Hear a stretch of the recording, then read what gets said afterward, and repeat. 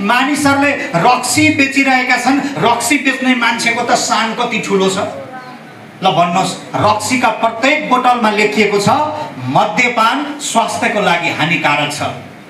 रक्सीको प्रत्येक बोतलमा लेखिएको छ रक्सीले स्वास्थ्यलाई असर गर्छ भनेर लेखिएको बोतल बेच्ने मान्छेको त कत्रो सान छ।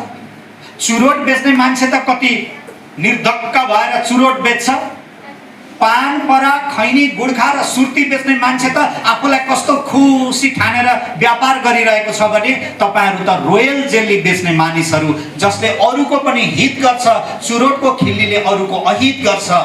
त्यो चुरोट बेच्ने व्यापारीले 2 रुपैयाँ कमाउला तर त्यो चुरोट लिएर जाने मान्छेको अहितै हुन्छ। रक्सी बेच्ने मान्छेले 100 रुपैयाँ त कमाउला तर त्यो रक्सी लिएर जाने मान्छेको अहितै हुन्छ। सत्यनाशै हुन्छ। सत्यनाश के हुन्छ? स्वास्थ्यको सत्यनाश, पैसाको सत्यनाश, कहिलेकाहीँ त रक्सी खाएर घरमा झगडा हुन्छ, सम्बन्धको पनि सत्यनाश। अरूको सत्यनाश गराएर त मान्छेले 2 पैसा कमाइरहेका छन् यो बजारमा भने तपाईँ रोयल जेली बेचेर कमाउनलाई कति पनि हिचकिचाहट नमान्नुहोस्। यो त 21औं शताब्दीको अमृत हो। रिसर्चले भन्छ, आयुर्वेदले भन्छ र 6 वर्ष यता न्युटनको प्रडक्टले पनि प्रमाणित गरिसकेको छ। त्यसैले महानुभावहरू आजबाट न्युटनसँगको सहयात्रामा यहाँहरू सबैजना जोडिनु हुनेछ भन्ने विश्वास सहित अन्तिममा एउटा कथा भनेर म यो हलबाट बिदा हुन्छु। मात्र 2 मिनेट मलाई 2 मिनेट झेल्न सक्नुभयो भने सुर्खेतवासीहरू, कर्णाली प्रदेशवासीहरू साँच्चै महान हुनुहुँदो रहेछ। म अरू प्रदेशमा जाँदा पनि तपाईहरुको नाम र तपाईहरुको उदाहरण पेश गर्नेछु। कति सज्जन, कति असल, कति राम्रो धैर्यता भएका मानिसहरू।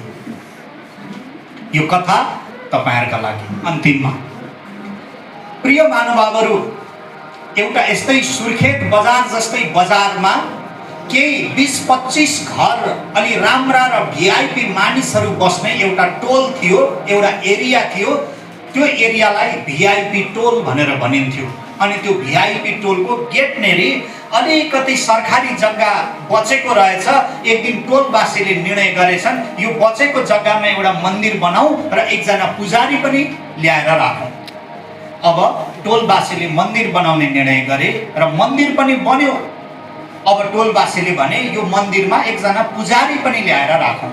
नभन्दै पुजारीको खोजी गरे र एकजना पुजारीलाई त्यही खाने, त्यही बस्ने, त्यही मन्दिरको छेउमा एउटा क्वार्टर बनाइदिए र बिहानदेखि बेलुकासम्म ती पुजारीको काम मन्दिरको सरसफाई पनि गर्ने, बिहान भजन कीर्तन पनि गाउने र दिउँसो भाकलहरू पनि पुरा गरिदिने, यानि कि मन्दिरमा पूजा आजा गर्ने।